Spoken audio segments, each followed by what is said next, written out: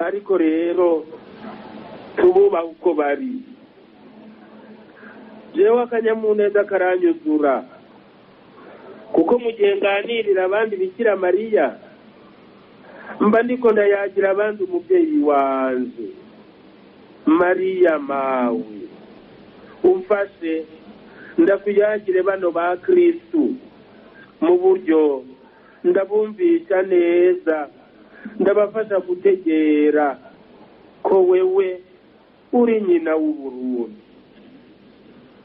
Naho ababyeyi ba muntu b'iki gihe bashobora guhindana bakirukana ubura bwabo, Bikira Mariya we nta na rimwe yigiza kure abo umwana we yamuhereye munsi y'umusaraba aciye kuri Yohana umutumwa, niwe atubwira ati nguyu nyoko wawe. Yohana 19 umurongo wa 27. Mbere no kumviriza abayaga umubyeyi Bikira Mariya jewe byama bintera akamwemwe kuko mba ndiko ndumviriza amatazirano y'amawe.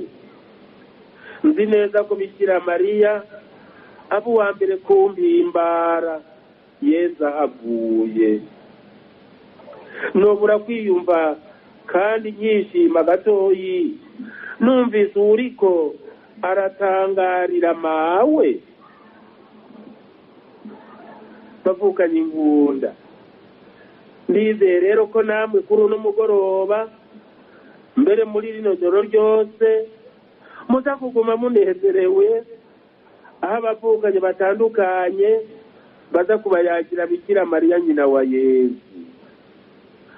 Ako kanyamuneza karabafasha gutera amamudaruha, kumviriza mudasamara, gushyira mu mutima ibyo muza kumviriza n'urukundo rwinshi. Kandi rero muce mubibera abatumwa, ejo hirya y'ejo muze mubimenyeshe n'abandi. Nababwiye ni iteka kumviriza ubuyaga Bikira Mariya, wa mumarayika w'umukama ni wamuramutsa ati mwaramutse wewe wuzuye ubutore, umukama muri kumwe, humura Mariya, waragiriwe ubuntu n'Imana. Muri Luka ikigabane cya mbere umurongo wa 23 mbano wa 28 n'uwa 30 bavukanyi bagatolika. Nukuri jewe ndabatangariye, jewe numva yuko ndi n'akanyamuneza kenshi cyane kuko yaga umubyeyi Bikira Mariya nk'uko tumwigishwa n'Eklesiya. Intore ngiyo nindatoreka byose ngo ayitangarire, nindatokwitegura ngo yumve kandi atangarire ibyiza Imana yamugiriye. Twama dutega amatwi n'uhava dutuka. Mwega harakantu w'Imana yitereye iteka ikamwuzuza nk'ubutore bwayo. Niteka rero gutega amatwi aba yagira ibyiza Bikira Mariya yagiriwe n'Imana mushobora byose, kuko yamugiriye ibitangaza. Kandi abantu bose egome nabo mbere bamuvuga nabi kuko batamuzi, abantu bose bazokwama bamwita muhirwe no mwijuru Bikira Mariya ni muhirwe. Aberanda barabiririmba, aberanda kubera urukundo bafitiye Data na Mwana na Mutima Mweranda, kubera ibyiza ubutatu bweranda bwaranguye muri we, baraheza bakamubwira ko ari muhirwe. Mukumva umuntu yiyobewe yivugisha ibyo atazi, nobasaba ntimuze mumukundire ko abuzuzamwo urwamo rw'ibitagira mvura. Nimumwigireyo riho cyane rero mumubwire ko ariko aranyanga uburenganzira bwawe mu kuvuga ibitajanye kuri Bikira Mariya. None sigiye twumva ngo uburenganzira nawe ariho urabura guhaguruka uti wewe uriko urambunyangira uburenganzira bwanje. Kuri uno mugoroba rero agahimbare ni rwacu, iteka ni ryacu. Bikira Mariya ni nyina w'Ekleziya. Ndabivuze ndabikura hehe. Aha rero sinifuza kuronderera hanze atari kubigisha bacu, ku nyigisho abongereracu baduhaye muri ya nama nkuru y'Ekleziya ya Vatikano ya kabiri yaba kuva 62 gushika 65. Mu nyigisho iraba Ekleziya itangurwa n'aya majambo: Kristu niwe muco w'amakungu, Lumen Gentium. Mu kigabane c'8 niho batwigisha Bikira Mariya wariwe. Mutega amatwi rero abo bungere, nukuri barasa ku mayange basubira iryo teka ry'ubuvyeyi bwa Bikira Mariya. Mu numero ya 52 bati ubutigu bumaze kugera, Imana yarafashe ingingo yo kurungika umwana wayo w'ikinege Yesu Kristu yibarutse n'umupatoni. Nibyo dusanga Mikete Paulo mweranda yanditse Abagalati ikigabane cya 4 umurongo wa 4 n'uwa 5. Uko niko Yesu jambo wa data yigize umuntu mu mbanyi ya Bikira Mariya ku bubasha bwa mutima mweranda. Icyo kinyegezwa cyagenewe twebwe Ekleziya ya Kristu. Muri Bikira Mariya rero duhicubahiro nyina w'Imana yacu n'umukama Yesu Kristu. Iyo numero irahambaye, niyo twugururira Mariya wariwe, niyo twugururira cya kivugo wa mutwe nababwira ndi Burundi ni igihugu cya Bikira Mariya. Kuko turi igihugu cya Yesu Kristo, nta handi bivuye. Mu numero ya 53 Bikira Mariya ni umuvyeyi w'ukuri wa jambo yigize umuntu, ni nyina w'ukuri w'umucunguzi wacu. Yararonse iryo teka n'ubwo butumwa bw'agakura bwo kuba nyina wa jambo, uwo mwigeme w'agatangaza Mana data yiremeye kandi agacungura afatiye ku mwuka umwana yobyaye yari gutanga kugira ngo imukize igicumuro cyose.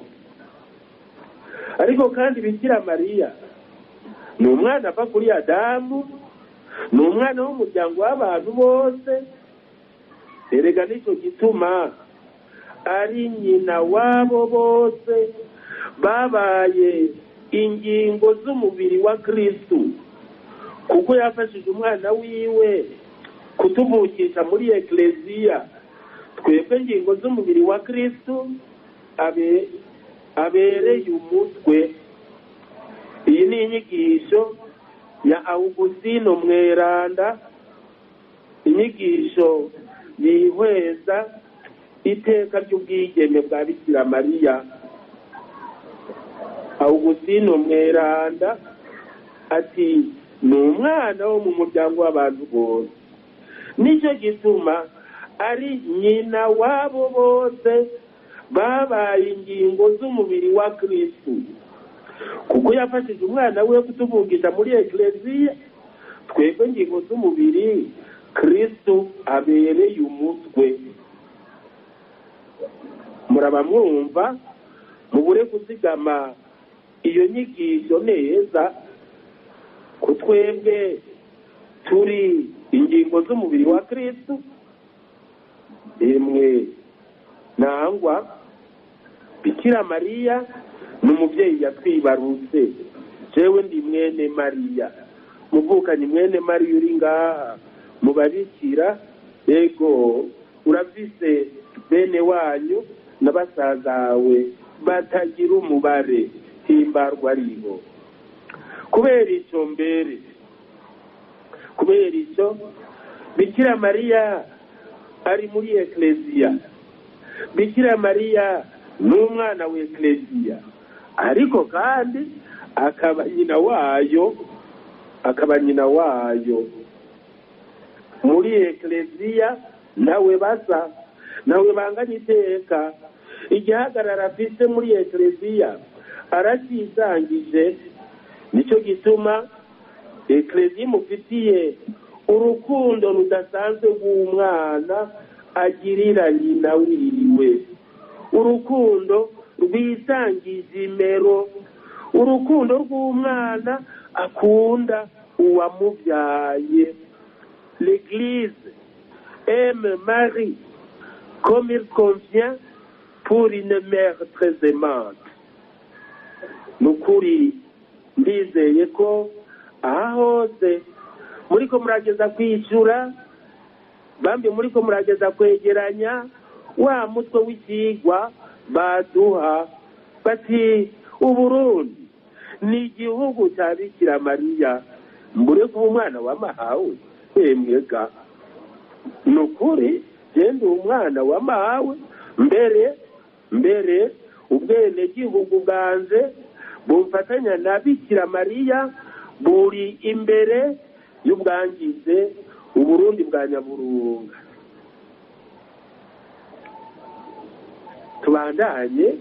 N'ubundi tubandanya dusoma ya nyigisho inimero ya 54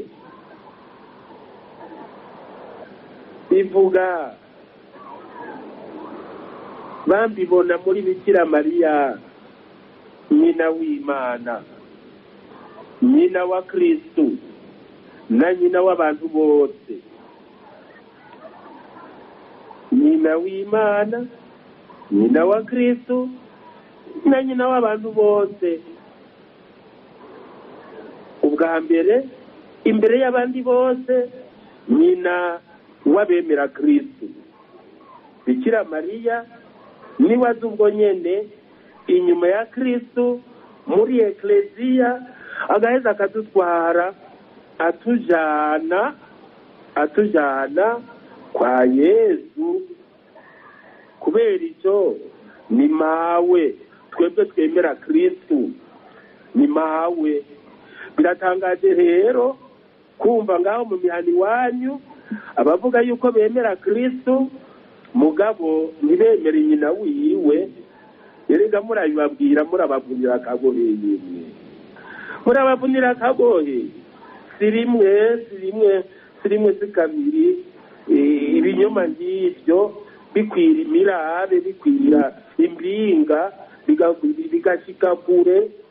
Nukuri timworaba inumero ya 56 itwereka inyigisho ya Irene wo Mweranda, inyigisho ishika ku nyota abakunzi ba Kristo umwana wa Mariya. Umvirize neza, ati ipfundo ryazanywe n'ubugaba bwa Eva ryapfunduruwe n'ubugamburuzi bwa Mariya. Icyo Eva umwigeme wa mbere yabohesheje n'ukutemera kwiwe, Bikira Mariya yakibohoje ukwemera kwiwe. Urumvaga yemwe nihagira uza kubinyuza ndaha. Bikira Mariya rero yarahaye ubuzima abantu bari batamiswe urupfu na Eva. Bikira Mariya yahaye ubuzima abantu bari batamizwe urupfu na Eva. Agatangaza Bikira Mariya ni mawe, Bikira Mariya ni mawe. Semwe nta mpari jewe mbona, nta nukwijijanya imitima, eka nta kibanza cyabyo, mu numero ya 58 bati babunge bati turazi ingene Bikira Mariya azoherekeza umwana wiwe mu gikorwa cyo kuducungura. Nimuze tuvuge iki kiringo cya nyuma cya Yesu ari ku musaraba, niho twamuhabwa na Kristo ari ku musaraba. Mu mwigisha Yesu yakunda ngo atuzigame, atwibarukire ekleziya, aduterere. Yesu abivuga muri ano majambo ati mugore, nguyu umwana wawe,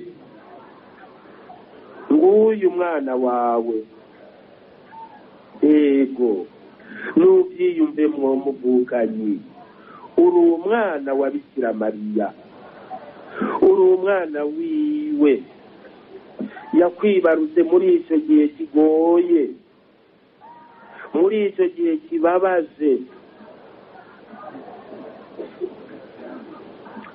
Mu numero ya 59 Bikira Mariya mu isenakuro ari mu gisabisho gitakambira Data ngo arungike mutima mweranda ekleziya ishobore kuvuka. Iki kiringo rero cy'ubuzima bwa Bikira Mariya nimuraba ingene gishajije, kirasa cyane n'igihe Bikira Mariya yasama Yesu mu mbanyi ku bubasha bwa mutima mweranda. Nimumvirize yemwe iyi nyigisho y'abungere bacu muri icyo gihe. Papa n'abepiskopi bari hamwe bati kuko Mariya yabaye nyina wa Yesu, we mutwe wa ekleziya, niko abaye nyina w'umubiri wa Yesu, ariyo ekleziya twebwe turi.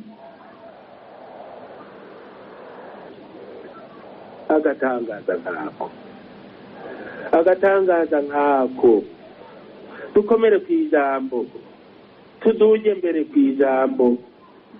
Ubu mwese muriko murabona ingene umukama yatugabiye uwo muvyeyi. Ewe Burundi urahiriwe wewe wifitiye Bikira Mariya, bwa muvyeyi akondagura, bwa muvyeyi agukingira, bwa muvyeyi agusabira kugira ngo amagorwa y'inosi ntakumira ubona. Mu numero ya 60 Bikira Mariya ni umuvyeyi w'abantu. Ariko iryo banga rya Bikira Mariya ntiritangira na gatoyi igikorwa gihambaye cya Kristo, we muhuza w'abantu n'Imana. Ngiki kindi babavukanyi bacu bahora batubwira ngo Bikira Mariya ni kuki mumushyira hagati mubega ngo murasenga uwo mupasoni. Ifu nimuteshwe mute. Bikira Mariya ni umuvyeyi w'abantu. Ariko iryo banga rya Bikira Mariya ntiryigera ritangira igikorwa gihambaye cya Kristo, we muhuza w'abantu n'Imana. Noneho rero bavukanyi, jewe sinigeze mbona mawe atangira icyo ntera iteka. Sinigeze ndabibona. None byoza kuboneka muri Bikira Mariya. Emwe twarutamenya.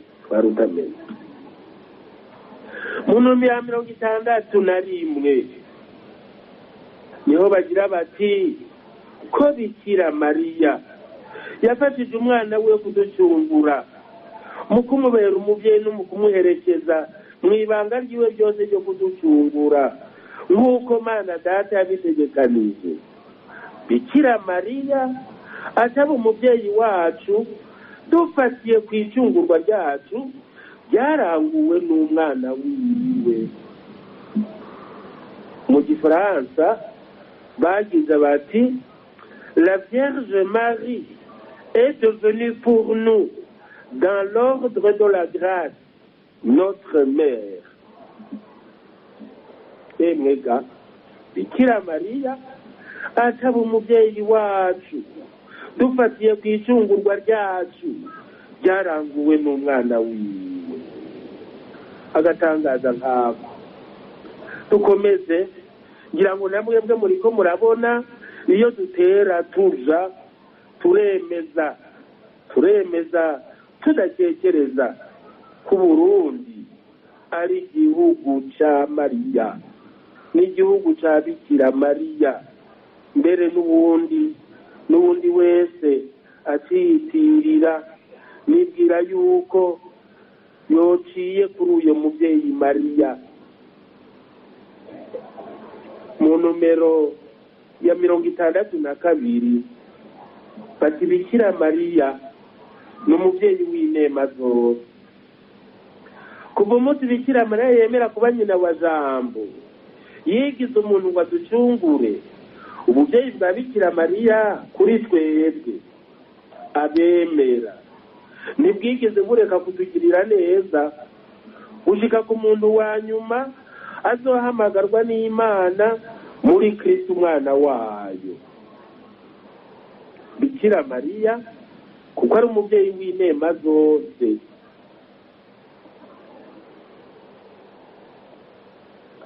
Nkako Bikira Mariya amaze kurizwa mu ijuru ntiyatereye hasi iryo banga ryiwe ry'ubuvyeyi kuri twebwe, ahubwo ubu ni hari bandanya akatubera mu ngoro ku buryo bwinshi kandi butandukanye ngo adufashe gushikira ubukiriro bw'imyaka yose.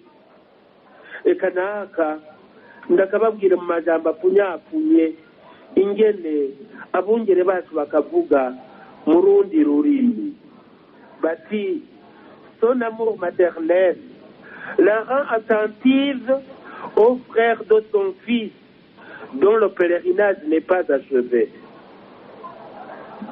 Ariko bagasubira kandi bakadukebura bati icyo gikorwa cy'umubyeyi Bikira Mariya ntikigera kijya hejuru y'igikorwa ca Yezu Kristu cyo kuba umuhuza w'Imana n'abantu.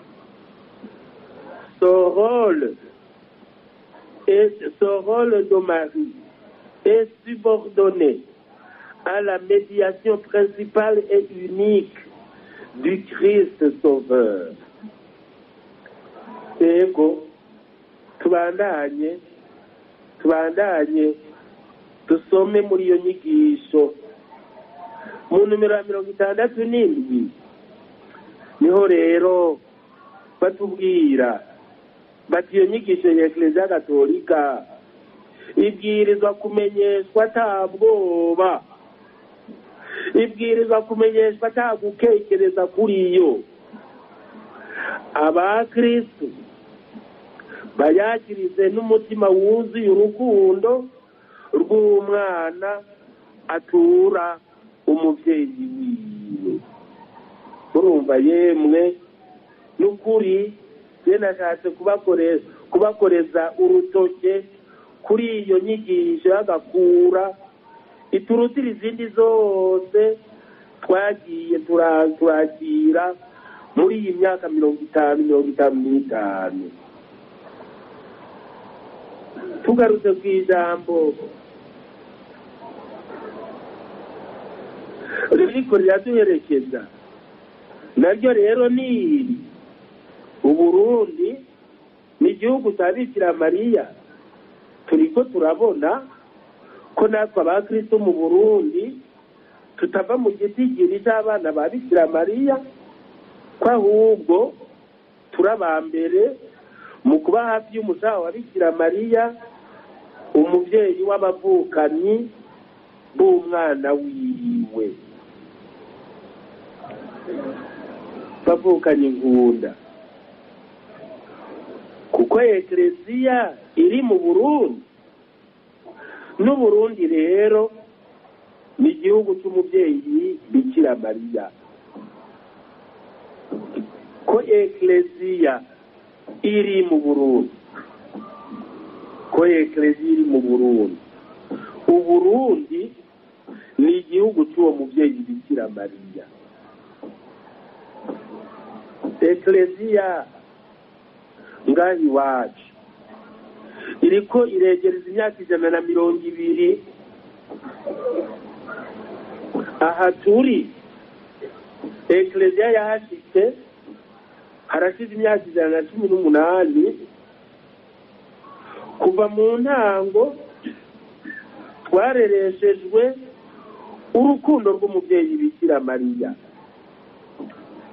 Abatumwa b'Imana batumenyesheje inkuru nziza ya Yesu Kristo, bamye badukebura ngo twerekeze amaso kuri nyina wa Yesu ariwe mawe, kuko nyene batweretse ko dusangiye abavyeyi na Yesu we nyene ubwiwe. Dawe niwe se w'umukama wacu Yesu Kristo, se w'umukama wacu Yesu Kristo niwe dawe. Nico gituma Yesu atwigisha ko mu gusenga twovuga tuti dawe wa twese uri mw'ijuru.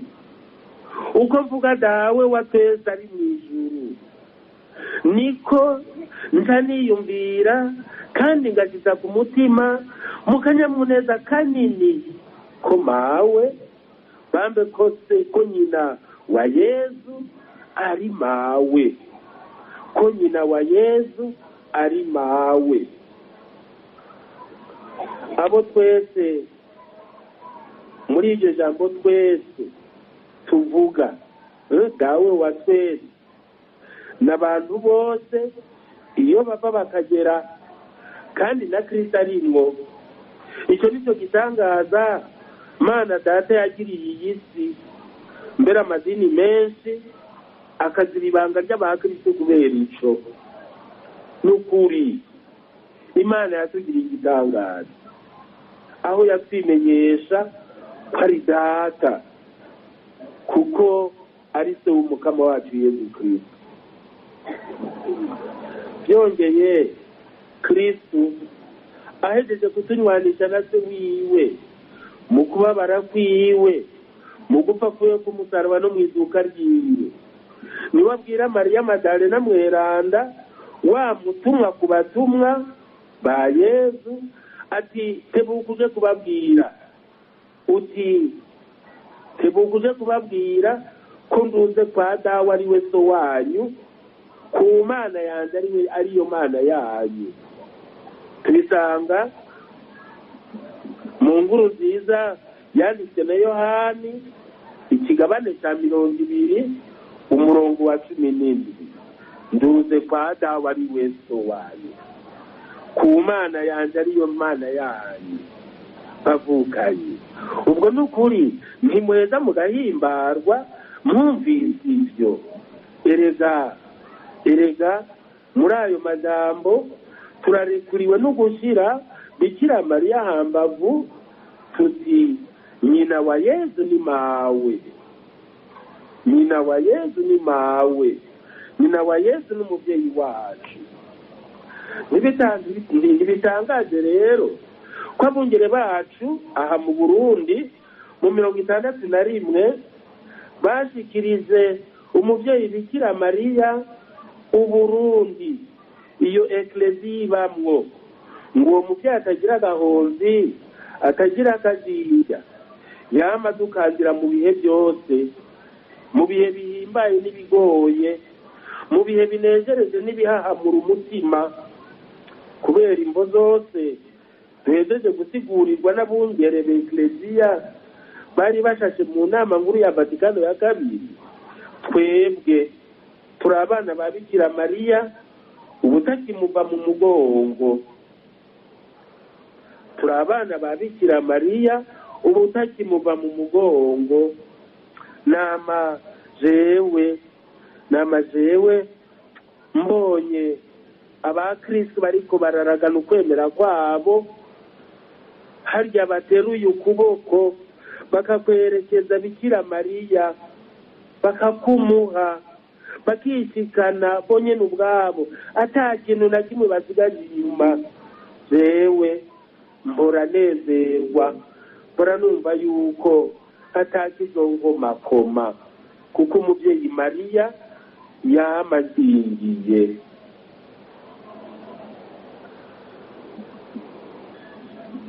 Bikira Mariya atwama hafi. Erega suko turi ba Rugonga bambewe. Bikira Mariya nari hafi yacu kubera ko twaba turi ba Rugonga ntirikave. Oya. Bikira Mariya ari kumwe natwe kuko dutinya ko cya gisizi mwe Satani cyo hava kiturota. Bikira Mariya yamana natwe kubera ko za ngorane zituma igihugu cyacu kitabagurika cyo hava ziduhitana, tukica Burundi bw'umukama aho twobandanije tubukiza mu kubumenyesha ubwami bwa Kristo.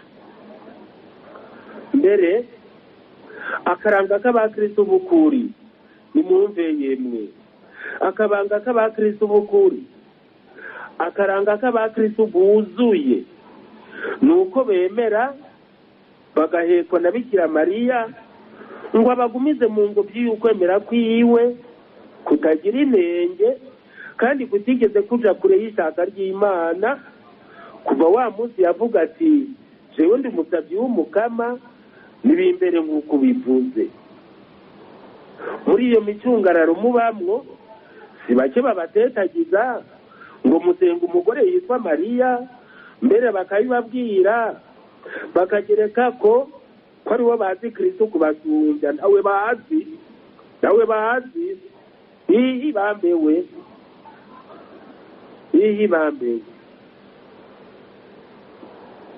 Jewe nobasubiza ko mbimbawe no guhorwa mawe kuko ndi umuvukanyi wa Kristo, mfatiye ku ibanga ry'ukwemera n'ibyo gucungurwa nahawe n'uwo Kristo nyene.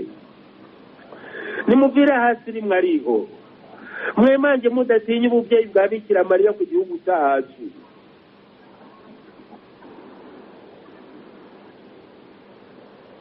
Mbere kuko muzi ko muri abana ba Data, mugire muti ukuba abana ba Bikira Mariya bigenda bibangabanganwa nuko ndi umwana wa Data.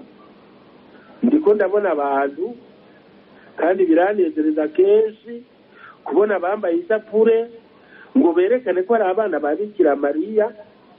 Ejo bundi nari mu isabukuru ry'ugwaruka mu ntara y'ubutumwa ya Karuzi, niho urwaruka rwacu rwansaba ko nobwira abasaserdoti n'abihebeye Imana bose ngo bagire nkabo bambara isapura habona. Nanje nagiye nkora mu mufuko ndasokorora isapure yanjye ngendana, ndabereka ko hamwe n'abandi ba Kristo natwe abasaserdoti n'abihebeye Imana tutigera twibagirira imuhira ikigwanisho kiruta ibindi byose, ishapure dutura umugabekazi w'inzinzi zose. Kuva wa munsi wo kwishikana k'umuvyeyi Mariya duhejeje kuraganira twese abakristo b'i Burundi duca twemeza ko turi igihugu cya Bikira Mariya. Nimwiyumvire namwe muri iri ki gusa abakristo bashoboye kumanika ka akaboko bishikana kuri uwo mubyeyi nyagukundwa bamubwira ko bamwiyeguriye burundu. Kira noneho nuko nabivuze, nta mukristo w'ukuri atiyeguriye Bikira Mariya. Mbega wokunda umwana ukanka nyina yamubyaye, wohava umubeshi, wohava mbere uba n'umuhakanyi. Noneho rero ntibikabe bavukanye inkunda. N'ubu nkundira nsubire nsimbize gatoyi,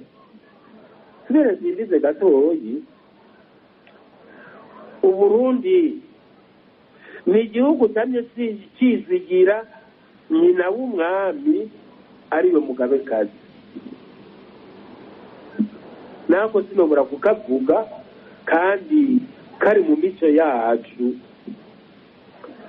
Nitwobora kugubitiza agatima ku mutima w'akaranga k'umurundi wo hambere aho. Mu gihe twari tugitwarwa n'umwami,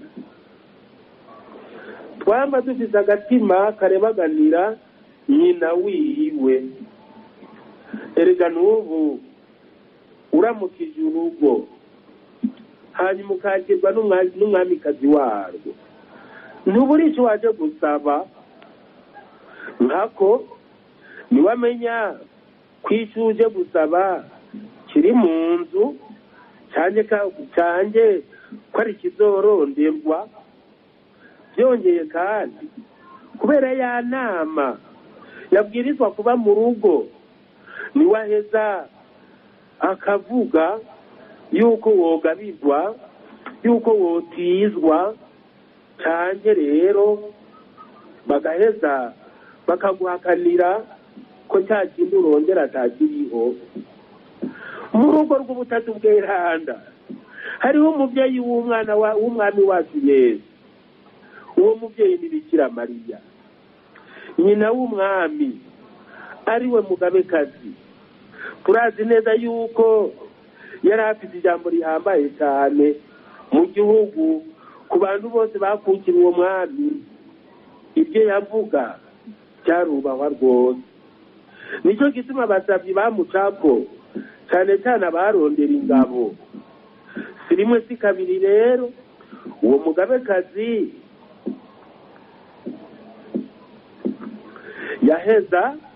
yaheza akabwira umwami ko yogabira uwaje, mbere akamufasha gufata ingingo igororotse mu gihugu ciwe. Iyo ngingo yarashimwa. Niho rero n'abandi bashingantahe b'umwami baheza bakamuhanura kugira ngo bashyire amazinda ku cyo bashaka kubwira ingoma. Abarundi rero turashima guca kuri uyu mubyeyi, tugashobora gushikira n'ingoga icyo twifuza.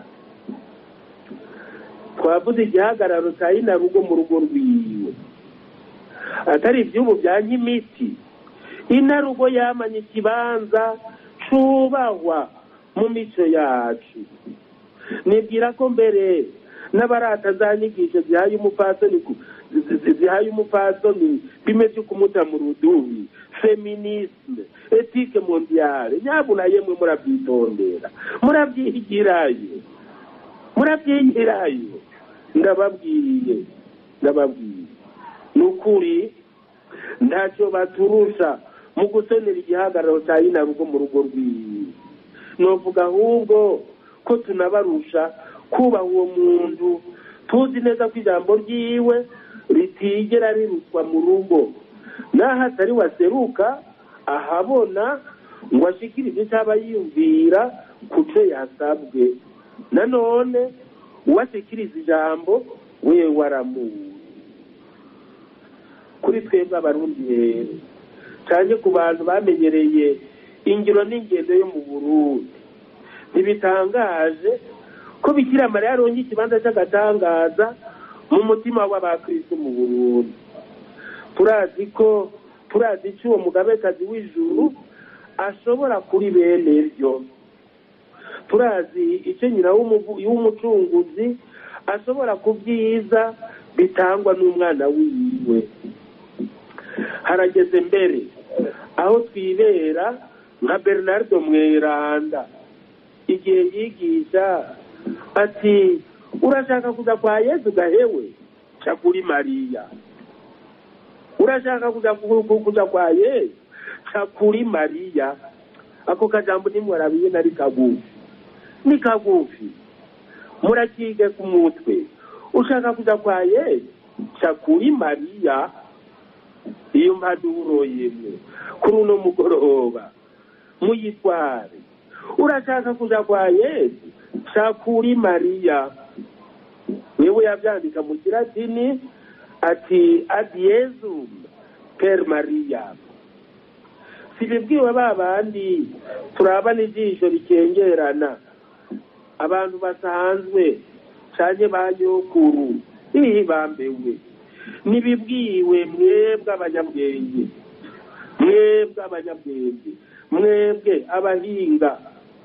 mwebwe abahinga, mwize imibano y'abantu, mwize ibiraba umutima w'umuntu, la psychologie. Mwebwe mwize ibyo, ni mwebwe ibyo bibwiwe, ni mwebwe mwasomye byinshi, kuko abandi bobo tubyemera n'ingoga kandi bikanatubumba. Nibibwiwe mwebwe abahinga ba politiki, mwebwe abahinga mu butunzi, mwebwe abahinga babungabunga amagara y'abantu.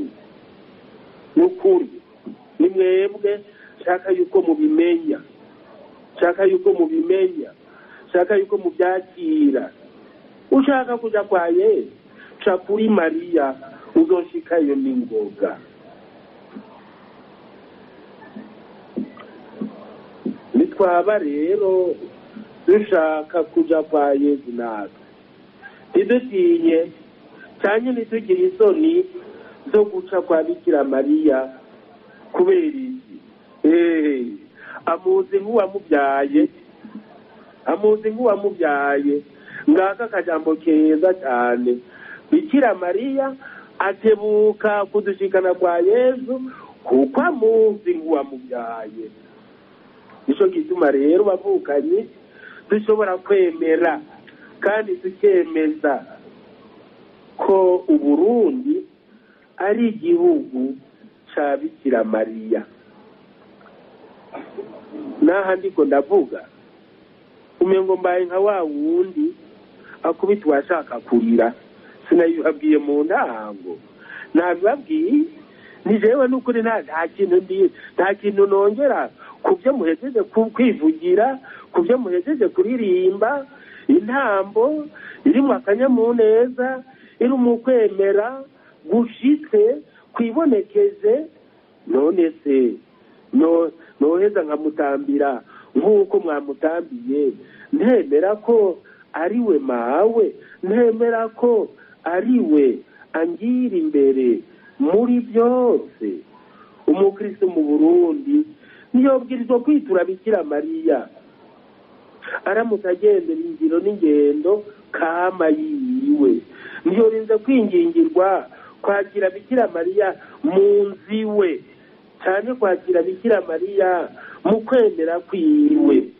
Niyorinze kurinda kwingingirwa kumwambaza nk'uko Bikira Mariya mwigiye, nk'uko Eklezia bitwigisha.